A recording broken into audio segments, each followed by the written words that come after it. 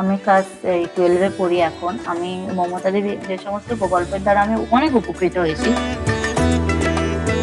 যেমন ক্লাস 7-এ যখন আমি পড়ি, আমাদের তখন কোভিড-19 চলতো। তখন আমি হঠাৎই জানতে পারি আমার ব্যাংকেতে 1,000 টাকা করে বছরে পড়ছে। আমি দিদির সাহায্যে K1 পেয়েছি, যেখানে পড়াশোনার জন্য 750 টাকা করে প্রতি বছরে পেয়েছি। তারপর যখন গ্র্যাজুয়েশনে উঠলাম তখন K2-তে 25,000 টাকা করে পেয়েছি। যাতায়াতের অসুবিধাটা ছিল, এবার যেতে গেলে একটা পয়সা খরচ হতো, সেটা সাইকেল পাওয়ার পরে সেটা সমস্যাটা সমাধান হয়েছে।